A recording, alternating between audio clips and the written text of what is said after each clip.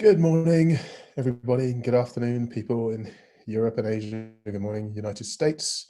My name is Phil First. I'm the CEO of HFS Research, and welcome to today's presentation. We're talking about finance and accounting priorities and expectations, and how it's becoming much more customer-focused, predictive, and strategic. I hope we can provide a pleasant distraction from everything else going on in the world right now, and talk a bit about where our core function is going. And with me are some great people joining us today, my colleague Erika Fleming, but also Eric Johnson, who's the SVP of Shared Services for Cardinal Health, and Amaresh Tripathi, who's the SVP and Analytics Business Leader from Genpact. So welcome, gentlemen. Thank you. And a little housekeeping before we get moving. We have a little Q&A box. You can see it in usually the right-hand corner of your screen on the Zoom. You can go in there and ask some questions. We'll try and get to your questions today at the end of the webinar. If not, we'll get to them at a later date and just send it to you on email or something. But we will try and get to most questions today. And just click submit when you have one that you'd like to ask. We'll also have a recording available of this webcast. If you go to the hfsresearch.com website in a couple of days' time, we'll have it downloaded and ready with the slides. A little bit about us at HFS. We're all about a hyperconnected future state today. We look at the AAA of AI, integrated automation and smart analytics, and how it's enabled by global sourcing and services. We look a lot at blockchain and the impact and developments that's making in the industry, and emerging digital business models that are impacting traditional and sort of natively digital businesses. In addition to that, at HFS, we've made some exciting new additions to our research subscriptions, where we do a lot of interactive. I think we have 190 live blockchain, RPA, and AI case studies available for people online to read.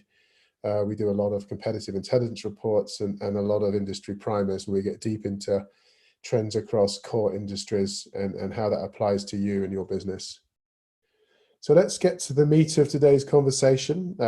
It's the 20s now. The world is crazier than ever, and there's a lot going on globally with information, obviously.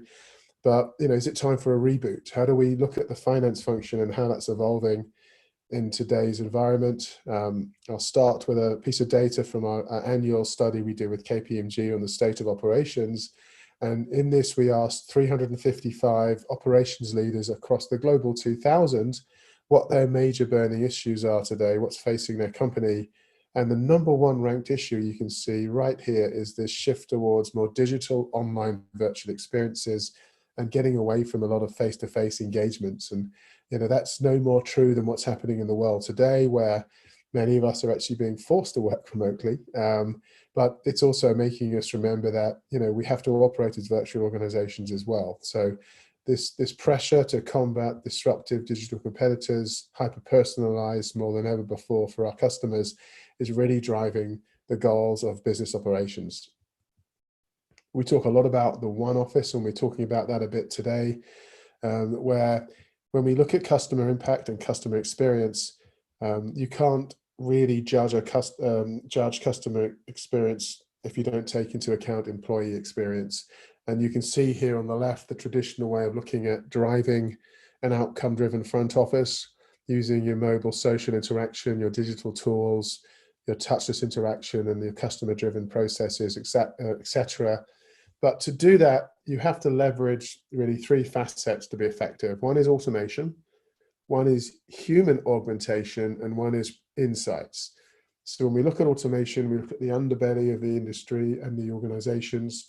How do you develop foundational processes? How do you unify the data, secure it, cloudify it, automate it, examples, things like that. When we get into human augmentation, this is where we look at the whole support structures of the business: HR, finance, supply chain, marketing, customer service, etc. How can you develop a much more autonomous and agile working culture where the needs of the customers are subsumed in everything you do? They're unified, they work into an inclusive mindset across different age groups, different gender groups, etc., working together. But as we do this, we have to look at processes like, invoice to cash, and think, well, why don't we look broader than that and design it as customer to cash? let's stop looking at procure to pay and think about customer to pay. How do we look across the organizations, design processes that are end to end, that help us deliver outcomes that we need to achieve, that will ultimately work to better experiences for our customers and our employees and our partners. Because if whatever you're trying to sell or develop as a business, if your employees don't implicitly understand what you're trying to do, what the goals of your leadership are, how the hell are you ever going to explain it to your customers?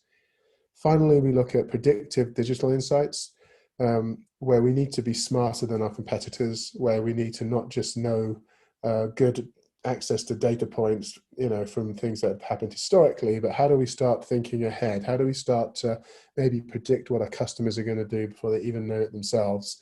How do we become more cognitive? How do we adopt and understand technologies like machine learning and blockchain, which can actually really help add some intelligence into what we do every day? But ultimately, the business needs to be designed in partnership between business and IT to achieve unified outcomes. You've got to create an engaging experience for your customers, your employees, and your partners. And today, you can't just understand processes. You need to understand the technologies that can enable them.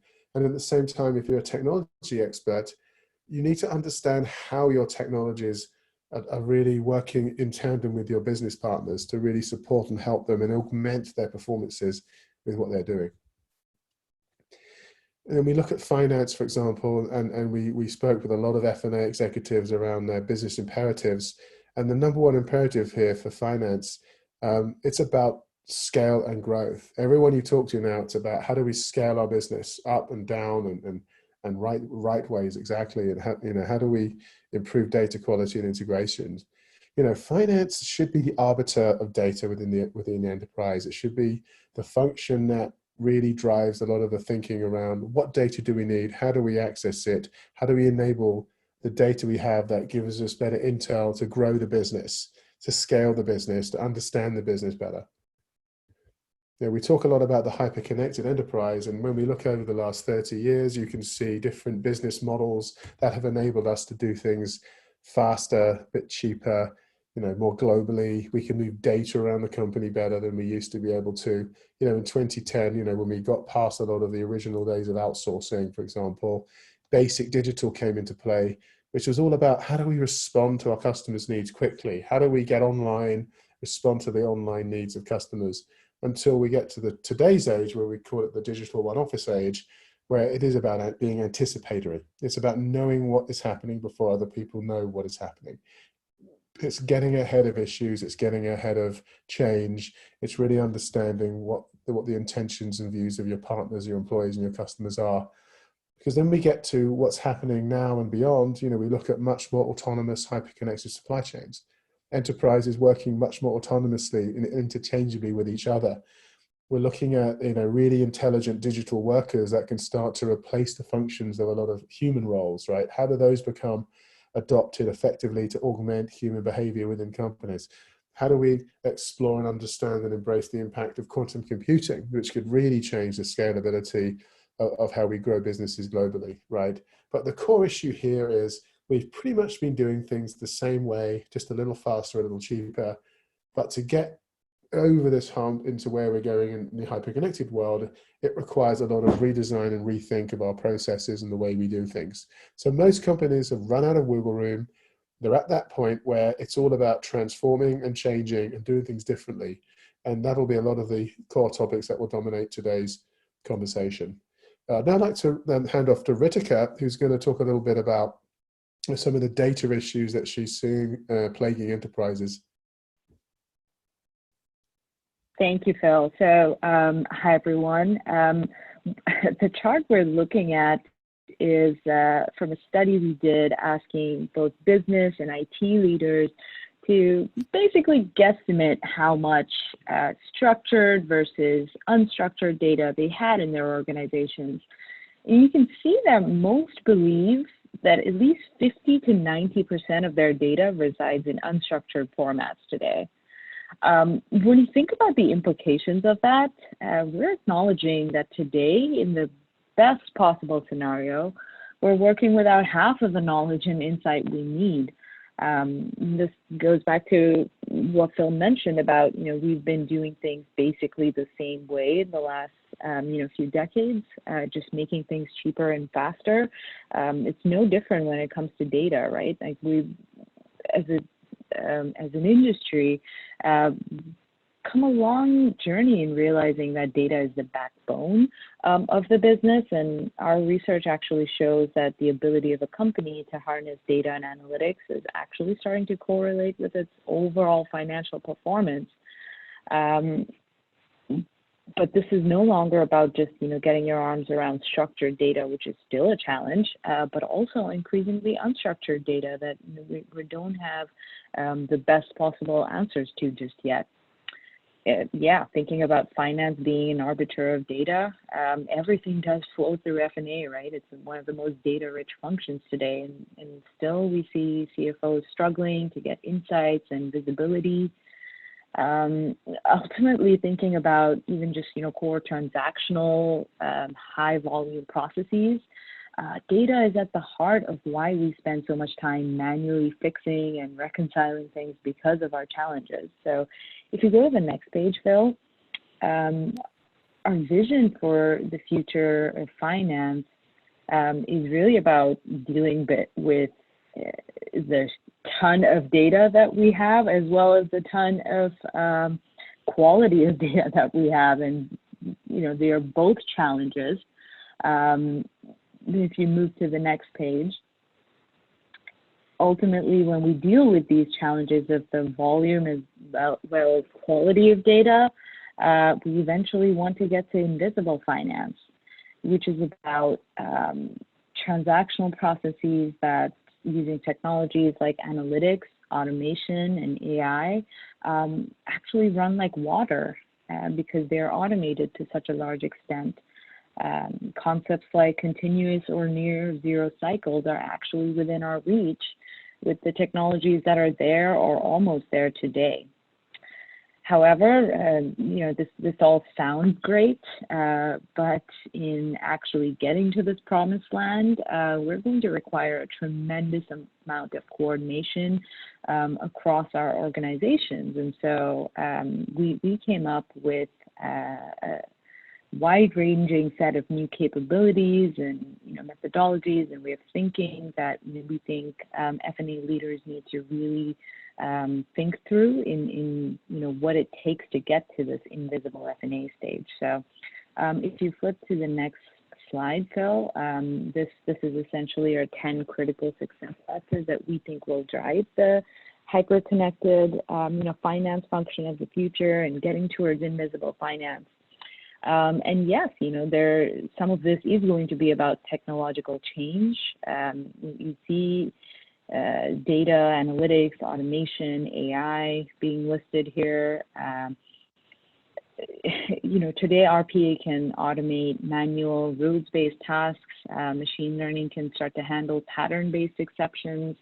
In the recent F&A services top 10 report that we did, we found that among 17 F&A service providers, there were upwards of 9,000 bots being used in their client engagements, and we expect that number to at least double annually for the next few years. And this isn't really about the number of bots, though. But that's just getting a sense of, how pervasive this stuff is starting to be. But having talked about technology, then, the analytics is not going to fully solve your problem.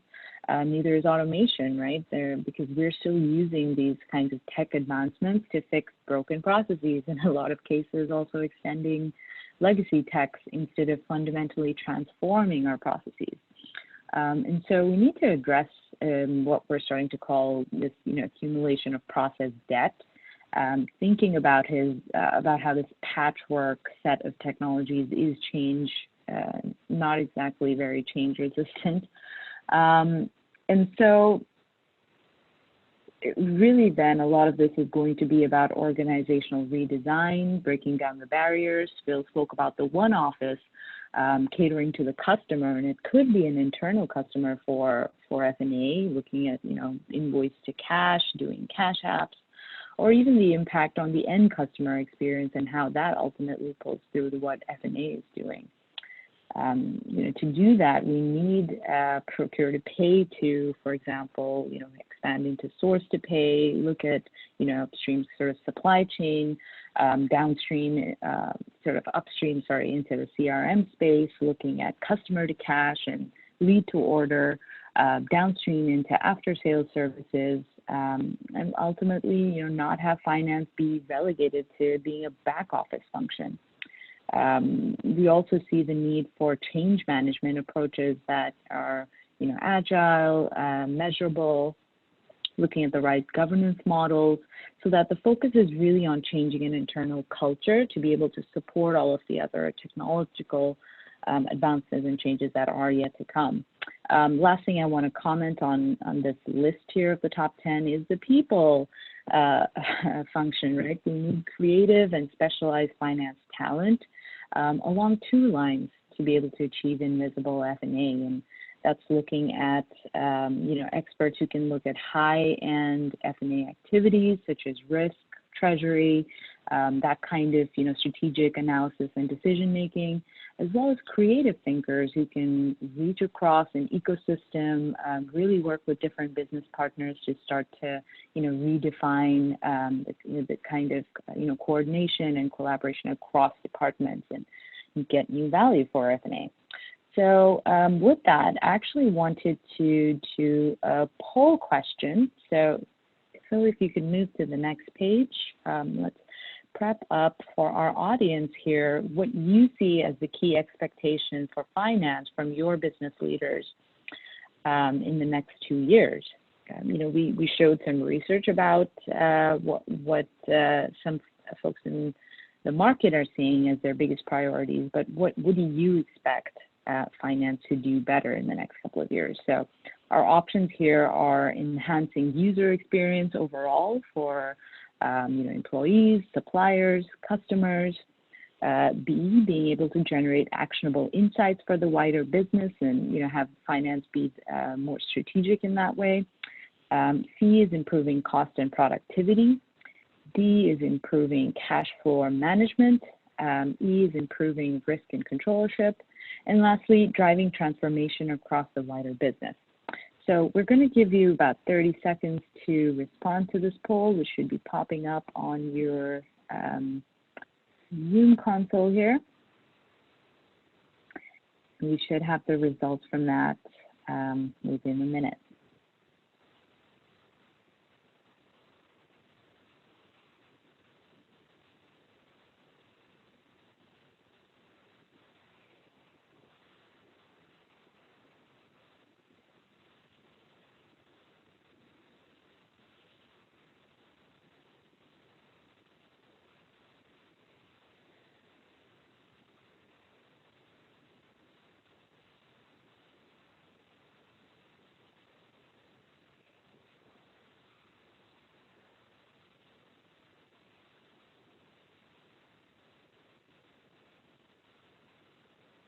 All right, thank you for contributing to that. I certainly had one I had in mind, but panelists could not vote regardless. So it looks like the biggest priority and expectation for finance is to drive transformation across the wider business. So that's a big ask. It's all encompassing. I think it kind of addresses all of the other points around finance needing to deliver broadly across, analytics and better insights across the company, delivering on multiple business outcomes, such as risk and cash flow. So that's great. Thank you. With that, I'd actually love to hand off to our first guest speaker for the webinar. Maurice, over to you. Absolutely.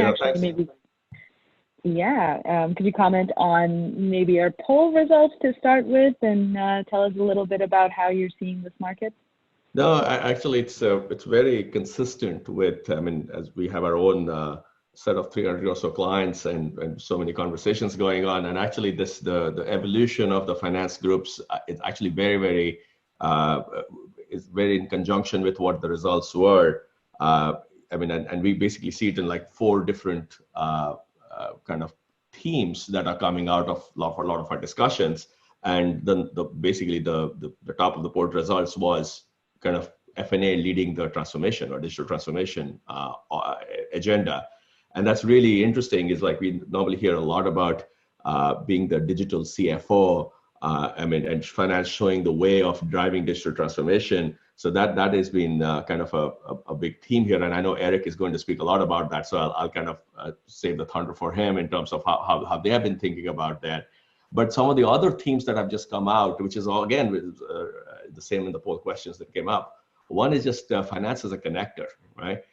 It is not, how is it going from a kind of a back office function to being at the center of the organization and trying to kind of connect through insights, through experiences, through having the next generation of talent and driving the transformation that way. So for example, I mean, we have had a lot of work around like customer profitability, for instance, right? Where customer profitability in some ways resides in finance to understand for various analysis. But if you really think about it, that impacts sales in terms of where they should go and target their efforts, marketing, it impacts supply chain. There are so many connection points to kind of that work. And that kind of, it's like how finance is serving as a connector. That's actually a great example of that. The other thing around finance as an insights generator. So like we have had clients, like one of our big retail clients, where their finance group is earlier just used to just generate kind of reams and reams of Excel sheets and just send it out, and people had to just figure out like through 15 tabs, and then they basically took they basically said, instead of being a data provider, we are going to your point, Ritika, that you earlier said. They kind of cleaned up the data, and then they actually created an user experience and the information consumption through a set of Tableau reports, but it was very customized to the persona of the people that they were sending it to. So now the store managers or the regional VPs, they could go in and actually do a self-serve analysis and then look at the P&L at a store level and what are the drivers, and actually some of even the commentary on that report was auto-generated, so that there's a lot, like I said, human augmentation to your broader theme. So some of that stuff made it very, very easy, and suddenly the finance became a insight generator and a different kind of a partner. And then finally, from finance being F&A being a nurturer of new talent, a very interesting statistic. We did a quick analysis. I looked at all the finance jobs on Glassdoor in the US. And that has been posted, and for most of the larger companies, I think there are 60,000 jobs or so, like more than 50%, I think it's 54% of those were looking for data and analytics talent. That just kind of tells you about the way things are moving in terms of what kind of talent folks are looking for out there. And again, that's kind of the fourth archetype we see, where finance being the nurturer of new talent. So those are a few of the kind of the key things as we see the market and finance department's expectation evolving, and that's very in line with some of the things Phil and you have mentioned. That's awesome. Thank you. So, Eric, we'd actually love to hear how this is coming together at Cardinal Health. I mean, how do you see the priorities for your finance function, evolve, and can you tell us a little bit about your journey overall? Sure, absolutely. Thanks for having me today. I was really excited to join this conference just because so much of it resonates with our journey to date and kind of our overall vision here at Cardinal. But as we started our journey, we performed our own internal analysis, and what we realized is that we had a unsustainable cost structure in our finance organization due to all the complexities in our processes and systems. We also had many acquisitions that we had not fully integrated into our processes. And probably most importantly, over the years, we hadn't made any investments in tools and capabilities within the finance function. So that's some of our baseline, but also, being in the healthcare environment, things are changing very quickly. And our business demands for new insights was honestly being impacted by the percentage of manual rework and data manipulation by our teams. So we really set out on a goal to how do we free up our team's time to perform more forward-looking analytics and remove all the the complex non-standard processes? And also, how do we look at what are the tools and capabilities that are out there today that we're not even aware of? So this really kind of helped form our guidelines for our transformation, which was really we wanted to drive transformation, we wanted to optimize our processes, and we really wanted to drive innovation within finance. And we really rallied in finance about how do we leapfrog from our current state, right? And so this put an emphasis for us on speed, driving end-to-end process ownership. And then we really believed we needed a partnership that would, one, allow us to leapfrog and get on the cutting edge of capabilities today, but also keep us there, right? As we know, it's a fast-changing environment. And so those were kind of the goals of our transformation. When I look back at it to date, I think one of the most important things was we created a forum for our senior finance leadership to stay fully engaged throughout the process. We also used a partnership with Genpact and other outside experts to really help us drive this alignment and kind of build the confidence within the organization. The other thing that I think was as we started going down what is the art of the possible, we did a lot of voice of the customer surveys and to really validate what our senior leaders wanted from the finance organization, but also most importantly, where we could do better. So, we really used this information to paint the picture for our business executives on the vision and what we needed from them and how we believed it would kind of address their needs. Because we knew driving transformation, right, if you're really pushing yourself to take things to the next level, that everything's not going to go perfectly. And so we knew there was going to be some bumps in the road. And so we really solicited support from our CEO and CIO. And I think that was really critical, getting that from day one. The other thing I think that was very helpful for us is we did a significant number of reference checks and site visits in the US and in India to learn about what other companies had seen in their journey and actually see some of these tools and capabilities in action. And then also, just as important as we talk about the mixing of talent, really interacting with a significant number of Genpact employees to really make sure they're the right cultural fit for us. And then I'd say the last part of our journey I wanted to mention is, from a change management, is just the honest and timely communication with our employees and getting them excited about the vision and the timing, but also being upfront and honest about the potential impacts from an employee perspective.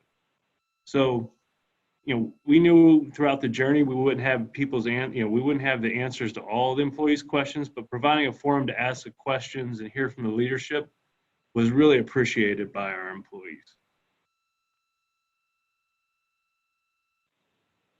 That's great, and I loved your insight there on doing voice of the customer surveys to find out exactly, what business executives wanted from the finance organization, and then what you need from them to be able to address that demand. So that's great. It will create a greater level of organizational buy-in then to innovation within finance, right? So, Eric, could you give us a sense of the timeline of, when you got started, the work with external partners, and where you are today? Yeah. So, I think we started out on a journey of what was possible, and I think we quickly got to, we really wanted to drive transformation, and we were serious about that. And this wasn't just a cost play. This was, also about addressing our costs, but at the same time, making a better environment for our employees, upskilling them, giving them the opportunity to really drive at, like I said, what the business wanted. And so, we definitely, I think we went slow at the beginning to then hopefully go fast at the end. And really, I think it was important to bring everybody along on the journey, like I said, and, different people come along at different times. And I think some of the things of doing the site visits were really impactful to us to actually hear and see from people that basically had the same problems that we had or challenges, and knowing that there are tools and capabilities and partnerships that really can allow us to accelerate. So we did evaluate what we thought we could do on our own and at what speed. And I think we quickly came to a realization that, a lot of the things that we needed to do in our back office to drive transformation is really the front office of some of our partners or our partner in Genpact. And so that we felt like could get some of the complexities off the table pretty quickly. And so I think we really bought into, how do we get to meet the right partner to really help us drive the transformation for the business?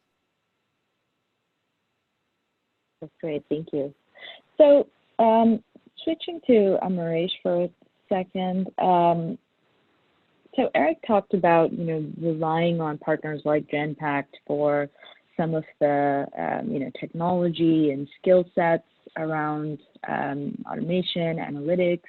You also see AI as part of that, say, AAA technologies. Do you see, finance leaders making the most of the benefits that these technologies can bring, looking across, your customer base? Erika, like everything else, it's a continuum, and some of these technologies are probably a little bit more well established than others as evolving. But if I go back and see, just at a high level, just from a little bit from some of the survey and market work we have done, we see like roughly 80% of the folks are adopting, and that's kind of aligns with kind of what we see. Everyone is on the AAA journey, right? And if you really go and think about finance groups, and one end they are driving for efficiency, and as Eric mentioned, the cost always is a big factor, and automation plays a huge role there. So that I think is probably a little bit further along. And then the effectiveness aspect, which is on the other side of how do you actually take even transactional data, how do you take like a AP data and connect it to sourcing. Those kind of things are on the effectiveness are probably a little bit, they're more in the piloting stage, I would say. Not as well adopted all the way around. So there are pockets which are deeper and the pockets that are not. The bigger challenge is because when folks are doing it with pilots and everything, I don't think there's a consensus and an emerging view that if you're not driving the transformation holistically, how do you actually justify and how do you actually create ROI of these digital technologies? How do you actually think about it? We see a lot of questions and discussions around that, because the cost side of it with automation sometimes is actually a much easier kind of a ROI to put together. The effectiveness side of it is a little bit more complex because it is not only just a set of technologies, as you said, Erika, that you need to bring in. You need to change the operating model. You need to think about the cognitive capacity you're releasing in the human augmentation piece of it, and how do you use that? So those ROI fundamentally become a little bit more challenging, but what we see is as things become a little bit more integrated, we probably will get there. Like for example, we see a lot of these pilots around machine learning driven forecasting, right? You talked about zero or near zero close.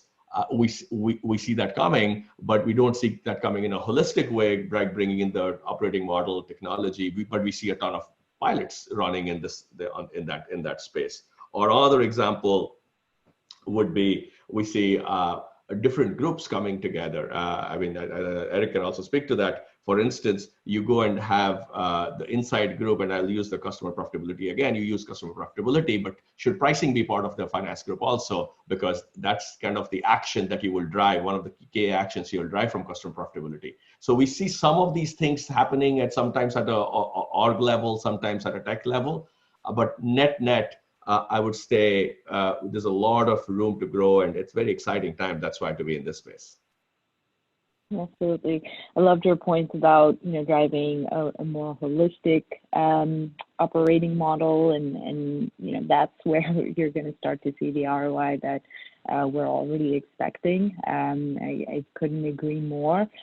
Some of the research that we've done actually finds that only 11% of organizations today are integrating their solutions across the broad ecosystem of technologies today across these top AAA. And that just means there is just so much piecemeal and just one isolated pilot here and there. There's a lot of experimentation going on, and that has certainly created some barriers on getting overall ROI. Yeah, so Erika, I'd love for you to actually talk a little bit about the analytics initiatives that Cardinal Health has around finance. Sure. One of the unique aspects of our relationship with Genpact is we actually is the establishment of the AAA hub in Columbus, Ohio, for our FP&A and certain analytic capabilities within the finance organization. So we actually transferred many of our FP&A employees to become Genpact employees with the goal of really upskilling them and having them being trained by data scientists and analytics experts to kind of help them better utilize AAA capabilities, but also drive process improvements in our activities. And we believe this partnership creates a very powerful, mutually beneficial finance and analytics center while minimizing our business disruption. And I'd say we're pretty early in the journey, but so far we've been very pleased with the initial results. The former Cardinal employees have really embraced this vision, and the new employer in Genpact. When I go visit the center, I think one of the things that's really exciting is the team is extremely energized about the art of the possible and the commitment from both companies on what the future success is. And I know we talked earlier, there was a slide about mixing talent, and I really feel like this is in the early stages where we've seen a lot of value. So obviously we've taken a significant number of our FP&A talent and we've commingled them with Genpact, but then we also infused them with some talent in the market. And that's, that blending of resources and understanding and different points of view has really been exciting. And even just for Cardinal, taking some of our different business people and segment and challenging, how we were structured and shuffling that deck around and sharing best practices has really provided a great platform and really energized the AAA hub for us. That is really exciting. Multi-dimensional talent, right? Yeah. Maurice, you were saying something? Yeah, Erika, just to add to that, just 2 points on just the final on to Eric's thing. The one of the aspects that you mentioned that like it's not interconnected. One of the things we find is it's not interconnected because the data layer is not interconnected, right? It's hard to kind of go and connect the AAA without having some sort of a harmonized data layer. And Eric mentioned that the partnership with IT becomes very critical. And that is why, because fundamentally you have to, apart from the org, you actually do have to solve the data layer. And that we see as a big challenge across the board.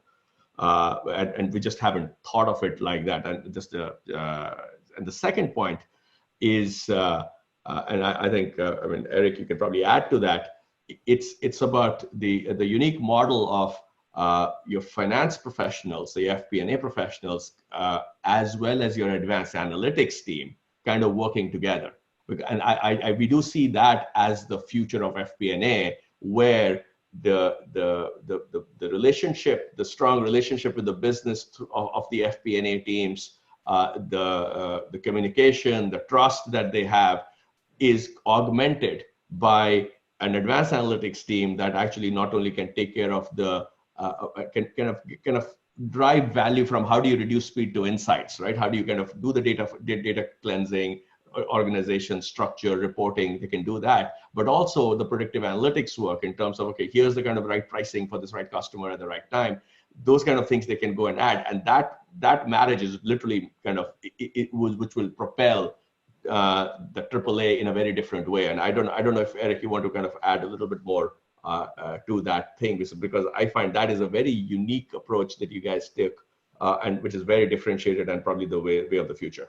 Yeah, no, that's a great point. And so obviously we felt like this was a big differentiator and what we were excited about, but we knew the number one priority was obviously stabilization, no disruption to the business. But to your point, some of the first quick wins, right? That was our second priority: stabilize, no disruption. Then two, we've got to show, things are going to be different, and and why we're doing this. And to your point, just the co-location and sharing the analytic experts with a different skill set and way of thinking with the people with the business content really allowed us to change the ways that we were doing things for years pretty quickly and show the value of that. And I would say from day one, that was probably some of the biggest value that we've already seen. And it's funny when you talk to the FP&A people, they're really excited about some of the things that they're learning and the capabilities that they didn't realize were out there. And so, yeah, I agree. That is definitely kind of one of the quick wins that we've identified through this new relationship and partnership. That's great. So, Maurice, you mentioned something about, this really being about connecting the data layer. To what extent do you see, finance becoming the data guardian and perhaps helping with that unification of data? Maybe I could have both of you answer this one. Yes. Sorry. The question. You're saying you're asking a question, Ritika, on the data layer for me? Yeah. Do you see finance helping on that journey? Absolutely. And not only, I think, helping in the journeys, finance has to pretty much take the lead on the journey. And if you really see, I mean, again, as my role of looking at, because I work with a lot of analytics leaders across the enterprises, and what you really see is those large data programs where a lot of money is being spent, but it is those fundamentally very quickly become tech-led efforts. And technology-led efforts normally don't end up very well. And I think it's almost kind of finance responsibility to go and drive and become the data custodian for majority of the cases. I don't think it will be for the 100% of it, but we see more and more of finance organization kind of becoming the source of the truth and becoming the data guardians. And kind of we see programs kind of data as a service kind of programs where there are, like, out of maybe the 100 key KPIs or 50 key KPIs, finance has like ownership of 30 of them, and they kind of make sure that those 30 they have end-to-end control over, visibility over, as well as kind of they passport it so that everyone else can use. We see more and more programs, a lot of discussions around that across our clients.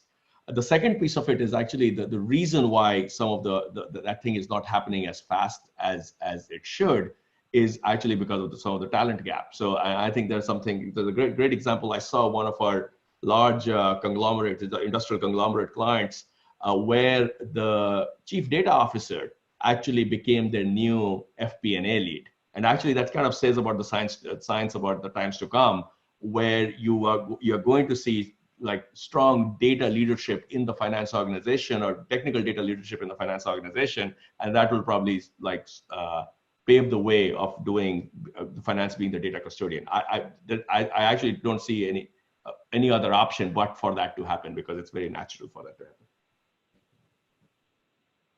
Excellent. I think this paves the way then to, we've got some great questions from the audience as well, but I think the talent question is one which you've raised here. And here's some data from a recent study where we took 100 C-suite executives and we broke them out between business C-suite and IT C-suite, and we asked them what the greatest challenges there were holding them back from achieving like the one office framework. And you can see on the business side, they think, look, we need to change the mindset from business and IT. That's fairly explicit, but it wasn't about lack of talent. So most of the business leaders think we've kind of got the talent now, we need to more change how we operate, we need to change the mindset. Whereas on the IT side, they also agree that there's a mindset issue going on, but there's an overwhelming lack of talent issue happening, where 45% clearly think they don't have the capabilities to, achieve what they need to achieve today. So as you look at your own organizations, particularly you, Eric, is this an issue where you feel there is lack of talent on IT, keeping up with change and new applications in tech, and business struggling as well. I mean, how are you grappling with that? Yeah, I'd say one of the biggest focuses for us as part of this journey has been, actually the investment in the talent and from a training perspective. And again, just having unique perspectives and going through this process, we've seen there's a lot of different ways that organizations are upskilling their talent, and there's different ways to do it. And how do you make sure that you actually don't just go to a training seminar, but you apply that knowledge? And so that's become a big focus of this, both at the AAA hub, but we're doing, but also on our, within Cardinal Health's four walls of, okay, our relationships are different. We're now asking you to do different things, but then how do we make sure we've given them the tools and capabilities to actually be successful in that environment? So I think that for me has been a big learning of, spending more time on that, right? Things are moving very quickly, and we're also very busy with our day jobs, and there's complex things and like things that happen in the world that impact your day to day that you have no idea were going to impact you, like this coronavirus. And so it's then how do you carve out time to make sure that your people are getting what they need to be successful with the future?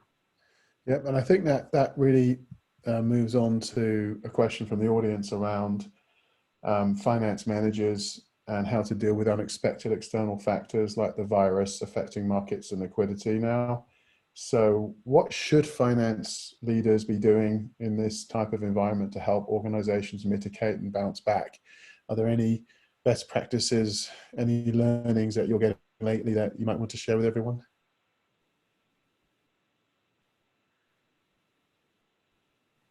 Phil, I can go. I mean, some of the conversations that at least we've been having and everything. The biggest challenge we see our clients right now is just lack of transparency. Like for coronavirus example, who's doing what how does it impact kind of your cash situation, to how does it now then translate into earnings? And again, it comes back to data and analytics and some of those things, but fundamentally it's about how do you actually drive the transparency so that people can make the decisions. And that, I think, is the fundamental issue, is around and driving that right now, which comes back to some of the same talent org model and the AAA. Yeah, I think it's also a leadership challenge because it's dealing with ambiguity like never before. This is something that's unprecedented in the recent history of running a business in a digital world, right? And what is real, what isn't real, and the waves of panic. Like every day seems to be a different day with making decisions and lockdowns and all these types of things. So I think we're all going through something together right now, and we'll get through this in the next few weeks, but and we'll all come out a little bit battered and bruised. But I think learning something about the immediacy of information has never been more important than right now. What is truly going on? How does this impact our business? What decisions are being made from government? And my issue personally is some people are seizing up. Like some companies we're dealing with, they're sort of battening down the hatches and being very non-responsive. Others are getting ahead of this and having a policy quickly. But this is a key area where data is king. It's very, very important to realize we need it quickly. And we're in a situation now where the whole world is desperate for data, right? Until we truly know the numbers, the speed and what's happening, it's very hard to make sensible decisions on where to move here. And in that regard, I've got some data here from the World Economic Forum. It would be good to get some perspectives from you guys as well, which was quite simply, what are the barriers to change? And in terms of, these are the top companies in the world who respond to this.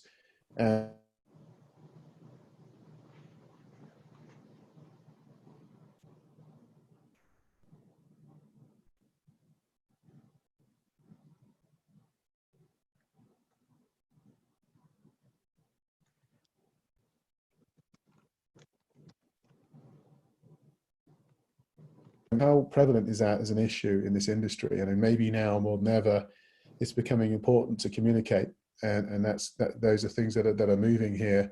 But maybe Maurice or Eric, do you have any good examples or ideas around how leadership can communicate more effectively, particularly during times like this? So Phil, I'll jump in. I lost you a little bit in the middle part. It kind of lost the connectivity. But I think the most important thing is from a communication perspective, and I think we've learned this on our journey is being nimble and being out in front. And the other thing is you talk about what are some of the things that people need to do, and I see there was a question that was out there about skill sets, and I think what's as important too is the ability to be a storyteller, right? And so interpreting the data and then turning that into something that your business and your employees can understand and what it means to them so they can put it into action. And so that's one of the things too that we've been focusing on from a talent perspective of, as you get more data and you get more insight, how do you influence the business to why this is important to them and what they should be doing with it? Okay. And I've got some more questions around skills, and there's a good one from one of our audience here around the types of skill sets that we need to really harness outside of data science and machine learning. When we talk about legacy finance people who've been in the business a long time, what other advice do we have to them around evolving what you do to be more effective? We talk about breaking down barriers between departments. We talk about having data that's more relevant, that's more viable, that sort of thing. But in terms of general finance and accounting skills, are there any best practices or good ideas that you're seeing, Eric, in your area that's working for professionals?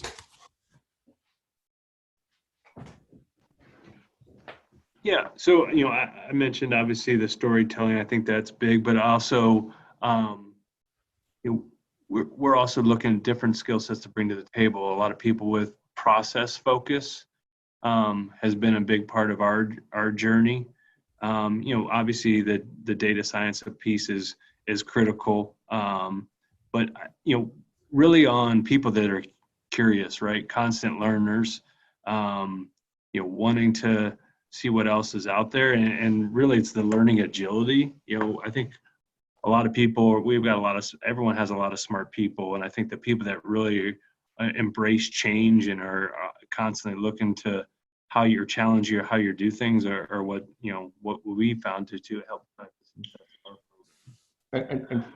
And Phil, just to add to that, like from our perspective, what we see is, we have this term called bilingual, right? It's not about, yes, the individual skill set would be very important. Whether you're with accounting skills or process skills or data science skills, but what is even more important for these organizations to kind of come together in the right way is having these bilingual skills, which is you are a finance person who understands AI, or you are a visualization expert who actually understands accounting.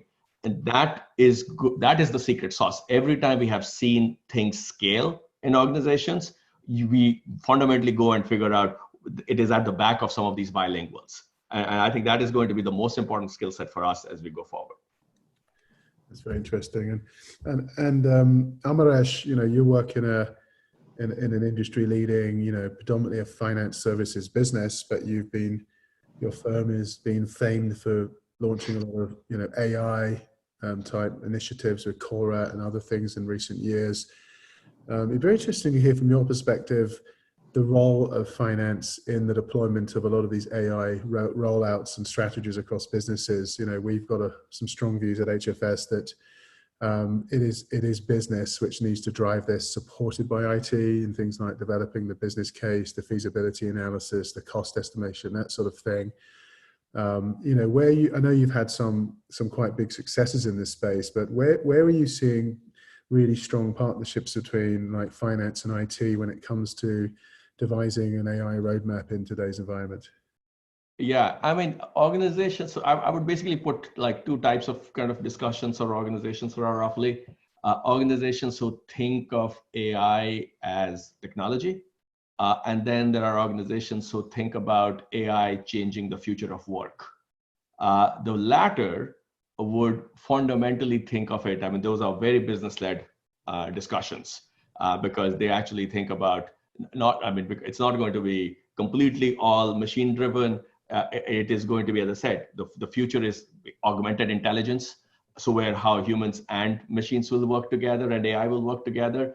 And on organizations which go with that mindset, it's going to be an augmented future. And how do we think about the future of work in that context? I think those the use cases, because then suddenly what happens is your focus very quickly becomes what are the use cases that you're going to do it. I mean, are you going to think about our collections process? I mean, there's a great example we have is like there's a client who used to have run all their collections process with like 80% of it with one rule, which is how big is the amount and how long has it been aging. That's all. And then suddenly they started looking at, oh, we actually need to think about all our collectors should actually become investigators. So how should we actually think about it? And they drove analytics and AI into their core process, into their collections process. And suddenly they found, oh, there are like literally 30 different types of calls and tactics that they should use. This is a great example there. The CIO was involved, the infrastructure has to be there, the cloud has to be there, everything was there, but the problem statement was very different. Compared to if you take it as, oh, are you using deep learning or are you using computer vision? If that becomes kind of the front and center, that becomes a big challenge normally in terms of adoption and value in many organizations. Right.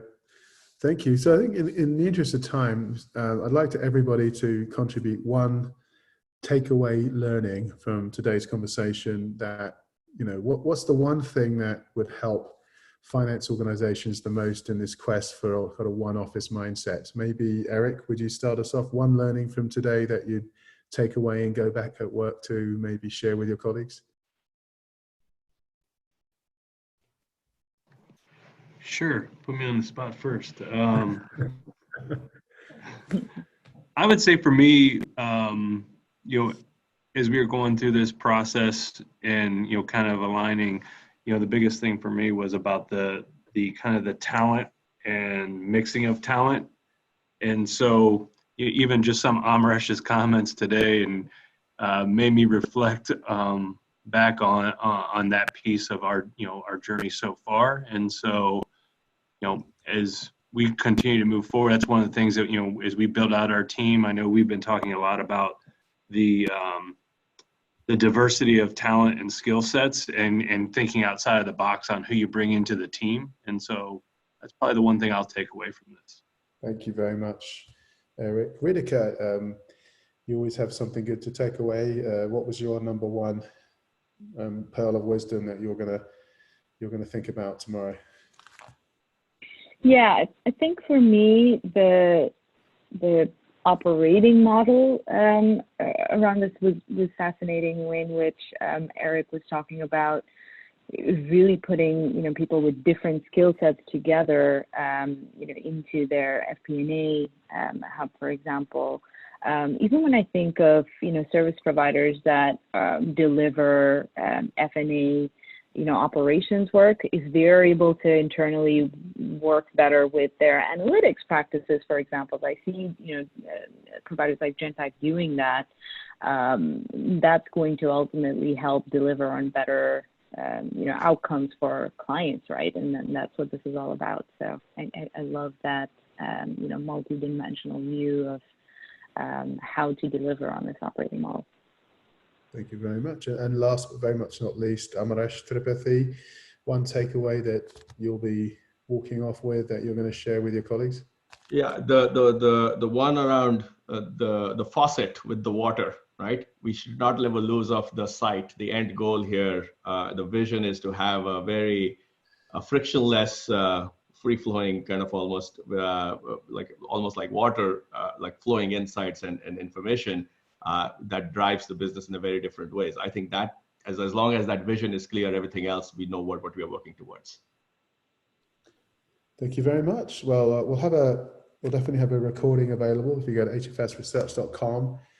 And I'd like to thank personally Eric Johnson of Cardinal Health, Amaresh Tripathi at Genpact, and Erika Fleming, HFS, for a really great and energizing conversation. And it was nice to think a lot about our future and how effective we can be despite everything else going on around us right now. Let's hope when we reconvene in a week or two, the world will be a slightly calmer place. So thank you ever so much, everybody, for your time, and we look forward to the next one. Thank you.